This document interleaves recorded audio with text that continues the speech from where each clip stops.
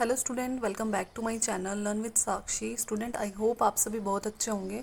तो स्टूडेंट, आज हम कंटिन्यू करेंगे एक्सरसाइज 5.3 को। चैप्टर का नाम है अर्थमेटिक प्रोग्रेशन, जिसको हम एपी भी बोलते हैं स्टूडेंट। तो यहाँ पे हमने क्वेश्चन नंबर 3 के ऑलरेडी 3 पार्ट प्रीवियस वीडियो में कंप्लीट कर चुके हैं। अगर आपने वो वीडियो नहीं देखा तो एक बार जाके चैनल पे वो वीडियो भी देख सकते हैं। तो करते हैं इसका नेक्स्ट पार्ट, 4th पार्ट। इसमें स्टूडेंट हमें इस क्वेश्चन में क्या है कि कुछ टर्म्स हमें दे रखी हैं एपी की और कुछ हमें फाइंड करनी है, ठीक है। इस पार्ट में देखो, 4th पार्ट में given A3 is equals to 15, मतलब एपी की जो थर्ड टर्म है वो 15 है और सम ऑफ पहली 10 टर्म का सम कितना है, S10 कितना है, 125 है। हमें फाइंड करना है D एंड A10। हमें क्या करना है, इसकी 10th टर्म फाइंड करनी है और क्या करना है, कॉमन डिफरेंस D फाइंड करना है। तो ये तो क्लियर हो गया, हमें फाइंड क्या करना है। तो करते हैं इसका सोल्यूशन। अब स्टूडेंट, जैसे ना हमें जो गिवन होता है ना, हम उसी का ही यूज़ करके इक्वेशन या क्वेश्चन को सॉल्व करते हैं, ठीक है। तो क्वेश्चन को सॉल्व करने के लिए सबसे पहले हमें क्या दे रखा है, A3 दे रखा है। कितना दे रखा है, 15, मतलब जो इस एपी की थर्ड टर्म होगी ना वो 15 है, ठीक है। और क्या दे रखा है हमें, S10 दे रखा है, कितना, 125। तो पहले मैं इसको सॉल्व कर लेती हूँ। यहाँ पे देखो, क्या मैं A3 को ऐसे लिख सकती हूँ, इसको रिप्रेजेंट करने का फॉर्मूला क्या होता है, A plus 2D is equals to 15। मैंने A3 को फॉर्मूला में लिख दिया, ठीक है, कि A3 का फॉर्मूला ये होता है। अब स्टूडेंट, मुझे ना ए पता है ना डी पता है, तो मैं इसको ना फर्स्ट इक्वेशन का नाम दे देती हूँ, क्योंकि मैं इसमें कुछ नहीं कर सकती और, है ना। और क्या दे रखा है हमें, S10 दे रखा है, मतलब पहली 10 टर्म का सम कितना दे रखा है, 125। अब स्टूडेंट, S10 का मतलब क्या है, यहाँ पे हमारे पास एक फॉर्मूला है, sum of n terms is equals to n/2 2a plus n-1 into D. ये फॉर्मूला आपको लर्न रखना है, ठीक है। तो ये हमारे पास सम ऑफ पहली कोई सी भी टर्म निकालनी हो, मतलब पहली 10 टर्म का निकालो, 11 का निकालो, 12 का निकालो, जितनी भी टर्म एपी की, तब हम ये फॉर्मूला यूज़ करते हैं, ठीक है। तो यहाँ पे n का मतलब क्या है, यहाँ पे n कितना हो गया हमारा, 10 हो गया, मतलब मुझे पहली 10 टर्म का सम दे रखा है कितना, 125। तो मुझे यहाँ से एक चीज़ पता चल गई कि n कितना हमारा, सो यहाँ पे लिख देती हूँ, सो n इज इक्वल्स टू कितना होगा हमारा, 10 होगा, ठीक है। ये मैंने इसको बॉक्स में लिख देती हूँ, ठीक है। मैंने यहाँ से फाइंड कर लिया कि n कितना हमारा, 10 है। अब यहाँ पे ये फॉर्मूला मैं यहाँ पे रख दूंगी, ठीक है। तो यहाँ पे देखो n/2 मतलब 10/2 यहाँ पे आएगा। S10 के लिए फॉर्मूला क्या होगा, 10/2, ठीक है, ब्रैकेट 2a, नहीं पता a कितना है, प्लस का साइन, n कितना हमारा 10 है, -1 इंटू डी कितना हमारा नहीं पता, यहाँ पे रख देंगे इज इक्वल्स टू 125। इतना सा क्लियर हो गया। अब यहाँ पे देखो 2 5 10 होता है, तो यहाँ पे आ जाएगा 5 इंटू 2a, 10 में से 1 जाएगा, प्लस का साइन आएगा 9d इज इक्वल्स टू 125। अब यहाँ पे ये 5 देखो, यहाँ पे मल्टीप्लाई में है पूरी ब्रैकेट के साथ, तो दूसरी साइड जाएगा तो डिवाइड में चला जाएगा, तो हमारे पास बचेगा 2a plus 9d is equals to 125 as it is, और डिवाइड में चला गया 5। 5 1 5 एंड 5 2 10, 2 कैरी एंड 5 5 25। तो यहाँ पे आ गया 2a plus 9d is equals to 25। ये बन गई हमारी सेकेंड इक्वेशन, क्योंकि हमें ना a की वैल्यू पता है ना d की वैल्यू पता है। ये हमारी फर्स्ट इक्वेशन है, ये हमारी सेकंड इक्वेशन है, ठीक है। अब हमें पता है स्टूडेंट कि पेयर ऑफ लीनियर इक्वेशन को हम कैसे सॉल्व करते हैं। या तो आप किसी भी मेथड से कर सकते हो, सब्स्टिट्यूशन से भी कर सकते हो और एलिमिनेशन मेथड से भी कर सकते हो। तो मैं यहाँ पे बाय एलिमिनेशन मेथड कर रही हूँ, ठीक है। तो हम क्या करेंगे, पहली वाले में से सेकेंड इक्वेशन को सब्ट्रैक्ट कर लेंगे। बट इसके लिए हमें क्या चाहिए, किसी एक टर्म का कोफिशिएंट सेम चाहिए, चाहे a का कोफिशिएंट सेम हो चाहे d का कोफिशिएंट सेम कर लें। तो d का कोफिशिएंट अलग अलग है, बट a का कोफिशिएंट यहाँ पे देखो 2 है और यहाँ पे 2 नहीं है। अगर मैं इस इक्वेशन को 2 से मल्टीप्लाई कर दूँ तो हमारे जो कोफिशिएंट है वो सेम हो जाएंगे। तो यहाँ पे मैं लिख रही हूँ, यहाँ पे फर्स्ट इक्वेशन लिख लेती हूँ, क्या है, a plus 2d is equals to 15। इस इक्वेशन को अगर मैं कितने से मल्टीप्लाई कर दूँ, 2 से मल्टीप्लाई कर दूँ, तो ये हमारी इक्वेशन बन है। इसको मैं 2 से मल्टीप्लाई कर दूं, और सेकंड इक्वेशन क्या है हमारी, 2a plus 9d equals to 25। ये हमारी क्या है, सेकंड इक्वेशन है, ठीक है। इसको 2 से मल्टीप्लाई करने पे हमारी इक्वेशन क्या हो जाएगी स्टूडेंट, 2 से मल्टीप्लाई करो, 2 इंटू a कितना हो गया, 2a हो गया, 2 इंटू 2d कितना हो गया, 4d हो गया, एंड 15 2 कितना हो गया, 30 हो गया। तो अब हमारी जो फर्स्ट इक्वेशन है वो कुछ इस तरह की हो गई है, ठीक है।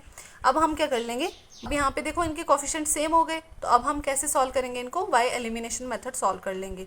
तो सॉल्व कैसे करेंगे, पहली वाली में से सेकंड को माइनस करेंगे तो साइन चेंज, यहाँ पे भी माइनस, क्योंकि यहाँ पे प्लस का साइन है, यहाँ पे जिसके आगे कोई साइन नहीं होता उसके आगे प्लस का साइन होता है, तो यहाँ पे भी माइनस आएगा। माइनस का 2a और प्लस का 2a कैंसिल हो गया, प्लस माइनस माइनस हो जाएगा, 9 में से 4 जाएगा तो 5d आ जाएगा, साइन किसका आएगा, बड़ी टर्म का आएगा। 30 में से 25 जाएगा तो 5 आ जाएगा और साइन किसका आएगा, बड़ी टर्म का आएगा। सो d इज इक्वल्स टू कितना आ जाएगा हमारा 5 एज इट इज रहेगा, 5 यहाँ पे मल्टीप्लाई में तो ये यहाँ पे डिवाइड में माइनस का 5 चला गया, 5 से 5 कैंसिल हो गया, 1 बच गया। तो सो d कितना आ गया हमारा, d is equals to minus का 1 आया। सो d कितना आ गया हमारा, माइनस का 1 आ गया, यहाँ पे माइनस का साइन साथ में था और यहाँ पे ये 1 बचा था तो माइनस का 1 आ गया d की वैल्यू। हमारे पास d की वैल्यू तो आ गई है, अब हमें क्या निकालना है, यहाँ पे हमें पहले एक d की वैल्यू चाहिए और एक हमें 10th टर्म निकालनी है इस AP की, ठीक है। तो हमें AP की कोई सी भी टर्म निकालनी हो तो स्टूडेंट उसके लिए हमें क्या चाहिए, एक a की वैल्यू चाहिए और एक d की वैल्यू चाहिए, दो चीज़ें चाहिए, ठीक है। तो d की वैल्यू तो आ गई, अब a की वैल्यू भी फाइंड कर लेते हैं। तो a की वैल्यू कैसे आएगी हमारी, इस d की वैल्यू को किसी भी इक्वेशन में रख दो, चाहे 1 में रख दो चाहे 2 में रख दो। तो मैं यहाँ पे लिख रही हूँ, now put d equals to -1 in equation, कौन सी इक्वेशन में रखना है, 1 में रख लेते हैं, ठीक है। तो मैं फर्स्ट में रख रही हूँ यहाँ पे देखो, तो फर्स्ट इक्वेशन क्या है हमारी, a plus 2d equals to 15, ये है हमारी पहली equation. a plus 2 into D की वैल्यू कितना है, -1 is equals to 15। This implies that a plus 2 1 ज़ा 2 और साथ में साइन किसका, माइनस का, इज इक्वल्स टू 15। अब मुझे a की वैल्यू निकालनी है, तो यहाँ पे माइनस का है, दूसरी साइड जाएगा तो प्लस का 2 हो जाएगा। सो a इज इक्वल्स टू कितना आ गया, 17। तो यहाँ पे हमने a की वैल्यू फाइंड कर ली, कितनी आ गई, 17। अब हमारे पास d की वैल्यू भी आ गई और a की वैल्यू भी आ गई। अब हम AP की कोई सी भी टर्म निकाल सकते हैं, तो हमें फाइंड करनी है a10, ठीक है। सो मुझे यहाँ पे a10 की वैल्यू फाइंड करनी है, ठीक है। तो यहाँ पे स्पेस कम पड़ रहा था तो मैं इस बॉक्स में सॉल्व कर देती हूँ, ठीक है। a10 को हम कैसे रिप्रेजेंट करते हैं student, a10 is equals to a plus 9d, ऐसे ही रिप्रेजेंट करते हैं। अब मेरे पास a की वैल्यू भी है और d की वैल्यू भी है। a की वैल्यू कितनी है, 17 है, प्लस का साइन 9 इंटू डी कितना हमारा, माइनस का 1 है, वैल्यूज पुट कर देंगे। सो a10 इज इक्वल्स टू कितना हो जाएगा, 17, 9 1 ज़ा 9, 9 1 ज़ा 9 और प्लस माइनस माइनस का 9 आ गया। सो a10 is equals to, a10 की वैल्यू कितनी आ जाएगी हमारे पास, a10 इज इक्वल्स टू 17 में से 9 जाएगा तो 8 आ जाएगा। तो स्टूडेंट a10 की वैल्यू कितनी आ गई हमारे पास, 8 आ गई है और यही हमारा आंसर है। सो स्टूडेंट a10 की वैल्यू कितनी आ गई हमारे पास, 8 आ गई है। तो यहाँ पे मैंने यहाँ पे d भी फाइंड कर लिया और a10 की वैल्यू भी फाइंड कर ली, मतलब 10th term of this AP। तो आई होप आपको ये क्वेश्चन अच्छे से क्लियर हो गया। तो करते हैं इसका नेक्स्ट पार्ट। तो स्टूडेंट करेंगे क्वेश्चन नंबर 3 का 5th पार्ट करेंगे। गिवन क्या है स्टूडेंट, इसमें हमें गिवन है AP की कॉमन डिफरेंस दे रखा है 5d दे रखा है और क्या दे रखा है, S9 दे रखा है, इज इक्वल्स टू 75 दे रखा है। मतलब सम ऑफ पहली 9 टर्म्स का सम कितना है, 75 है। और S9 से हमें ये भी समझ आ रहा है कि इस टर्म में टोटल कितनी नंबर ऑफ टर्म्स है, 9 टर्म्स है, ठीक है। इट मीन्स यहाँ पे n की वैल्यू कितनी होगी, 9 होगी। ये चीज़ क्लियर होगी। अब यहाँ पे फाइंड क्या करना है, फाइंड करना है a एंड a9। मुझे क्या करना फाइंड, एक तो पहली टर्म फाइंड करनी है और एक 9th टर्म फाइंड करनी है, और इस AP में टोटल 9 ही टर्म्स है, ठीक है। तो करेंगे इसका सॉल्यूशन। तो स्टूडेंट जो भी हमें दे रखा होता है ना, हम उसी का ही यूज़ करते हैं। तो यहाँ पे मुझे दे रखा है S9 की वैल्यू दे रखी है कितनी, 75। मतलब जो इस AP की पहली 9 टर्म्स हैं उनका सम कितना है, टोटल 75 है। तो मुझे यहाँ पे फॉर्मूला पता है क्या, Sn इज इक्वल्स टू